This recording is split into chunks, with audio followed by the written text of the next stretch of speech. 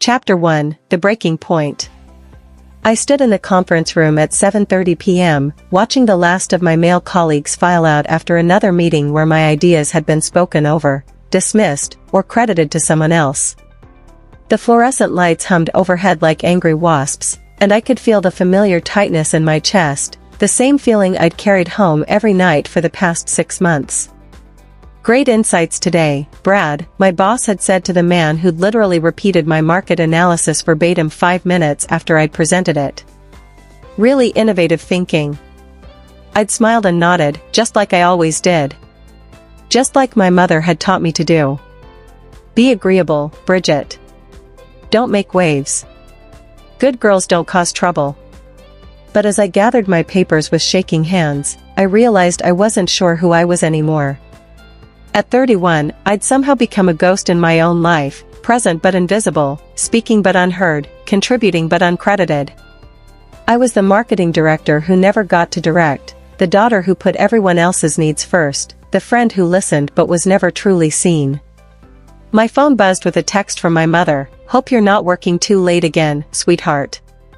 Remember, you need to save some energy for finding a good husband. Your career is nice, but it won't keep you warm at night." I stared at the message until the words blurred. Even my own mother saw my professional achievements as a placeholder until I fulfilled my real purpose. The weight of everyone's expectations, to be smaller, quieter, more accommodating, pressed down on me like a heavy blanket I couldn't throw off. Walking to my car in the empty parking garage, I caught my reflection in a dark window. The woman looking back at me seemed tired, defeated, folded in on herself. When had I started walking with my shoulders curved inward? When had I started making myself smaller to fit into spaces that should have expanded to accommodate me? I sat in my car for 20 minutes, crying tears I didn't understand. I had a good job, a nice apartment, people who cared about me. By every external measure, I was successful. So why did I feel like I was slowly disappearing? That night, I lay in bed staring at the ceiling, replaying every moment I'd stayed silent when I should have spoken up, every time I'd minimized my own accomplishments to make others comfortable, every instance I'd chosen peace over truth. I'd been taught that being a good woman meant being selfless, supportive, accommodating. But somewhere along the way, I'd lost myself in the process of being what everyone else needed me to be. The worst part wasn't the professional frustration or even the personal loneliness. It was the growing realization that I'd become a stranger to myself, that I'd spent so long adapting to other people's expectations that I no longer knew what I actually wanted or who I really was beneath all the masks I wore. Chapter 2, The Descent. The next few months became a blur of increasingly desperate attempts to find my voice and reclaim my space, each effort feeling more forced and inauthentic than the last. I tried being more aggressive in meetings, but it came across as shrill and desperate. I attempted to be more demanding with my time, but the guilt of disappointing others ate away at me. At work, I started speaking up more forcefully, but my timing was off, my tone too harsh. When I finally confronted Brad about taking credit for my ideas, he looked genuinely confused. "I thought we were collaborating," he said with what seemed like sincere bewilderment. "I didn't realize you felt I was stealing anything." The conversation left me feeling worse than before, not just unheard, but potentially unreasonable. Maybe I was being too sensitive. Maybe this was just how business worked, and I needed to toughen up. I threw myself into self-help books about female leadership and empowerment. I attended workshops on assertiveness training and negotiation tactics. But everything felt like putting on an ill-fitting costume. The strategies were designed for a different kind of woman, one who was naturally comfortable with conflict, who thrived on competition, who could separate her emotions from her professional identity. My personal relationships began to suffer as I ping-ponged between being overly accommodating and unexpectedly confrontational. My best friend Sarah called me out on it during what was supposed to be a casual dinner. "What's going on with you lately?" she asked, her voice gentle but concerned. "You're either completely checked out or ready to argue about everything. It's like you're trying to be someone else." She was right, but I didn't know how to explain that I was desperately trying to find out who I actually was underneath all the layers of who I thought I should be. The breaking point came during a family dinner when my younger brother announced his promotion to senior manager, a position with less responsibility and lower stakes than my current role, but at a company that everyone recognized. The entire table erupted in celebration while I sat there smiling and clapping, feeling invisible once again. "Isn't that wonderful, Bridget?" my aunt said. "Maybe you can ask David for advice on advancing in your career." David, who had graduated college 3 years after me and had never held a leadership position. The suggestion wasn't meant to be insulting, it was just the automatic assumption that his success was more significant than mine, more worth celebrating, more worthy of attention. I excused myself to the bathroom and had a full panic attack, gasping for air while gripping the sink. I looked at my reflection and saw a woman who had achieved everything she was supposed to want but felt completely empty inside. I'd been so busy trying to be the right kind of woman that I'd forgotten there might be different ways to be powerful, different ways to lead, different ways to matter. That night, I called in sick to work for the first time in 2 years and spent the day in bed, paralyzed by the growing certainty that something fundamental needed to change but having no idea what or how. Chapter 3: The Encounter. 3 days later, still feeling lost and disconnected, I found myself wandering through a local arts district, hoping that beauty might somehow restore something I couldn't name. I ducked into a small gallery featuring work by emerging female artists, and that's where I first saw Ana Rodriguez's pieces. Her designs weren't just clothing, they were statements about femininity, power, and presence. Each piece seemed to embody a different aspect of feminine strength, flowing lines that suggested grace but with bold colors that demanded attention, soft fabrics structured in ways that commanded respect. "The paradox of feminine power," said a voice behind me. I turned to see a woman in her late 40s with silver-streaked dark hair and eyes that seemed to see straight through pretense. We've been taught that strength and softness are opposites, but they're actually the same thing expressed differently. She introduced herself as Ana Rodriguez, the designer whose work I'd been admiring. We started talking, and something about her presence, confident but not aggressive, powerful but not dominating, made me feel safe enough to be honest. "I feel like I'm failing at being a woman," I confessed, surprising myself with my candor. "I can't figure out how to be strong without being harsh, or gentle without being weak. Everything feels like a performance, and I'm terrible at all the roles." Anna studied me for a moment, her expression thoughtful rather than judgmental. "Can I share something with you? I spent the first 15 years of my career trying to succeed in fashion by being more like the men in the industry, more aggressive, more competitive, more willing to step on others. I nearly burned out completely before I realized I was trying to wear someone else's skin." She gestured toward her designs.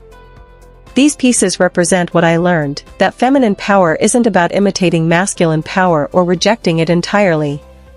It's about leading from authenticity, healing from empathy, and rising through resilience. It's about being powerful in ways that are uniquely ours." Anna told me about research she'd discovered while working on a documentary about women in leadership. Dr. Cheryl Chen at Stanford had conducted a longitudinal study of female executives across multiple industries, tracking their success patterns over 20 years. The women who thrived long-term weren't the ones who adopted traditionally masculine leadership styles, Anna explained. They were the ones who learned to lead through connection, to heal broken systems through empathy, and to rise by lifting others. They understood that feminine power isn't about domination, it's about transformation. I felt something shift inside me, like a door I didn't know existed had just cracked open. "But how do you do that without being walked over?" I asked. "How do you be powerful without being aggressive?" Anna smiled. "That's exactly the question I've been exploring through my work. Would you like to learn?" Chapter 4: The Ascent. Anna invited me to what she called her leadership atelier, a small group of women who met monthly to explore what she called authentic feminine leadership.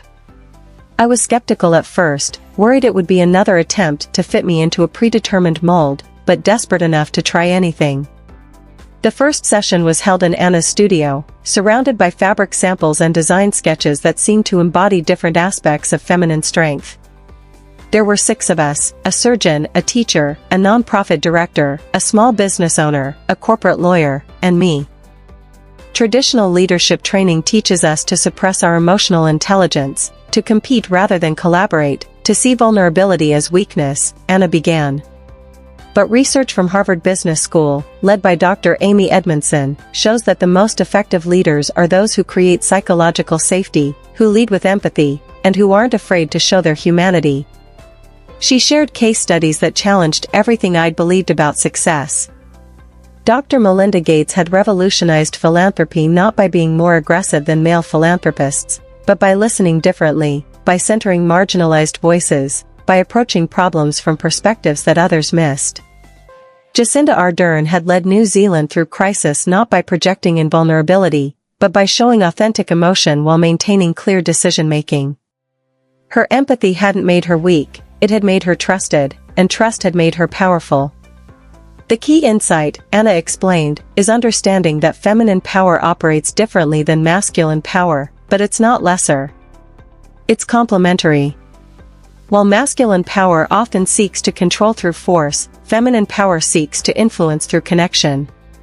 Both are necessary, but we've been taught to value only one.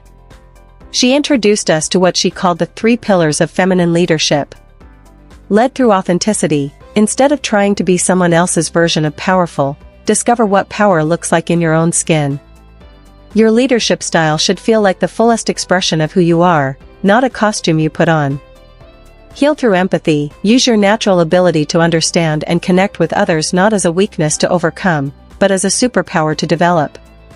The best leaders don't just command, they inspire, they heal, they transform. Rise through resilience, understand that feminine rising isn't about climbing over others, it's about creating space for everyone to rise. True power multiplies rather than hoards. The work was harder than I expected because it required unlearning decades of conditioning.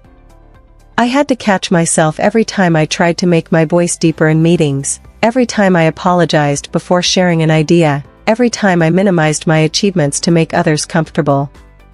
Anna gave us practical exercises.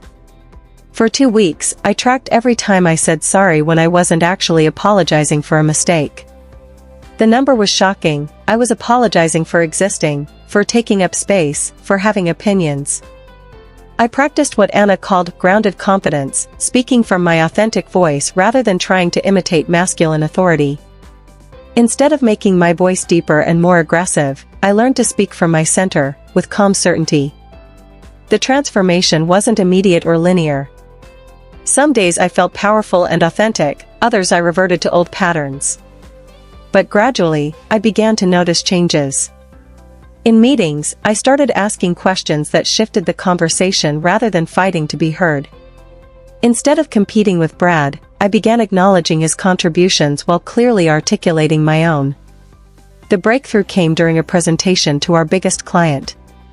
Instead of trying to be the most forceful voice in the room, I focused on truly listening to their concerns and addressing them with solutions that no one else had considered. I spoke from expertise rather than authority, from service rather than ego. After the meeting, the client specifically mentioned how much they appreciated my thoughtful leadership and ability to see solutions others missed. My boss, who had barely noticed my contributions for months, suddenly saw me as essential to the account. Chapter 5, The Integration. 6 months after meeting Anna, I was promoted to Senior Marketing Director, not because I'd learned to play the game better, but because I'd learned to change the game entirely. I'd discovered that my natural tendency toward empathy, my ability to see multiple perspectives, and my instinct to heal rather than dominate weren't weaknesses to overcome, they were strengths to develop. But the most profound transformation wasn't professional, it was personal. I'd learned to inhabit my own skin fully, to trust my instincts, to lead from my authentic center rather than from anxiety about how I should be. The change rippled through every aspect of my life. With my family, I stopped automatically deferring to others' opinions and started sharing my own perspectives with calm confidence. When my mother made her usual comments about my career being secondary to finding a husband, I gently but firmly explained that my fulfillment came from contributing meaningfully to the world, and that might take many forms. "I raised you to be agreeable," she said, looking confused by my newfound confidence. "You raised me to be good," I replied. "And sometimes being good means standing up for what's right, including standing up for myself." With friends, I stopped being the perpetual listener and started sharing my own struggles and insights. To my surprise, they welcomed this more authentic version of me. Sarah told me she'd been waiting years for me to let her really know me. At work, I pioneered a new approach to team leadership that Anna had taught me, what she called transformational presence. Instead of trying to be the smartest person in the room, I focused on creating space for everyone to contribute their best thinking. Instead of competing with colleagues, I looked for ways to amplify their strengths while clearly articulating my own value. The results exceeded anything I'd achieved through traditional approaches.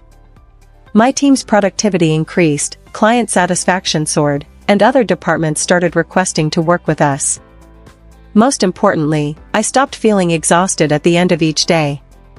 Leading from authenticity was energizing rather than draining. Anna invited me to share my story at her next leadership atelier. As I spoke to a new group of women struggling with similar challenges, I realized how far I'd come. The woman who had felt invisible and unheard was now helping others find their own voices. I shared research I'd discovered about the empathy advantage in leadership. Studies from the Center for Creative Leadership showed that empathetic leaders had teams with 50% lower turnover and 30% higher performance. What we'd been told was a weakness was actually a competitive advantage. I talked about Dr. Brené Brown's research on vulnerability and leadership, showing how leaders who were willing to be authentic and emotionally honest created more innovative, resilient teams. The very qualities I'd been trying to suppress were the ones that made me most effective.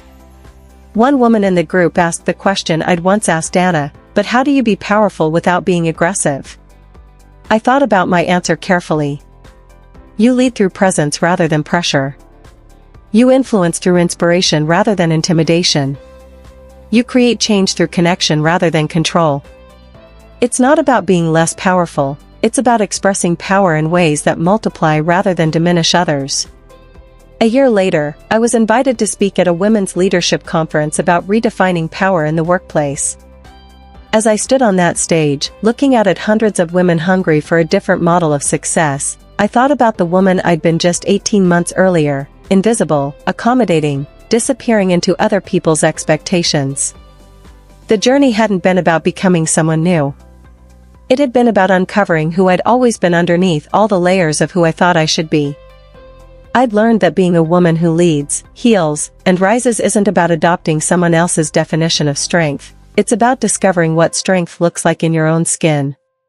In my closing remarks, I shared what Anna had taught me: we don't need to choose between being powerful and being feminine, between leading and caring, between strength and grace.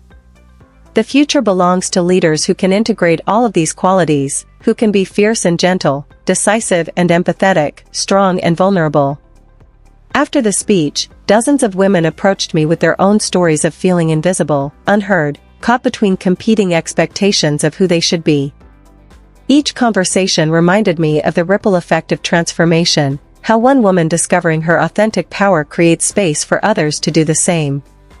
That evening, I called Anna to thank her for the gift she'd given me. "You know what I'm proudest of," she said. "Not that you found success, but that you found yourself. And in finding yourself, you've made it easier for other women to find themselves too. That's what feminine power looks like, it creates more power rather than hoarding it." Looking back, I realized the breakdown I'd experienced in that conference room had been the beginning of a breakthrough. I'd needed to feel the full weight of living inauthentically before I could commit to the harder but more rewarding path of leading from my true self. Today, when young women ask me how to succeed in male-dominated environments, I tell them what Anna taught me: don't try to be a better man. Be a better woman. The world doesn't need more leaders who dominate, it needs more leaders who transform. It needs women who lead through connection, heal through empathy, and rise by lifting others. The most beautiful part of this journey has been discovering that authentic feminine power isn't about competing with masculine power, it's about offering something complementary and essential. In a world that often feels broken and divided, we need leaders who can heal, who can see the humanity in everyone, who can create unity rather than division. I am a woman who leads not by demanding to be followed, but by inspiring others to discover their own leadership. I heal not by fixing everyone else's problems, but by creating safe spaces for growth and transformation. I rise not by stepping on others, but by building ladders that we can all climb together. And in becoming this woman, I've discovered that the greatest power isn't the ability to control outcomes, it's the ability to remain authentically yourself while inspiring others to do the same. That's the power that changes the world, one authentic moment at a time.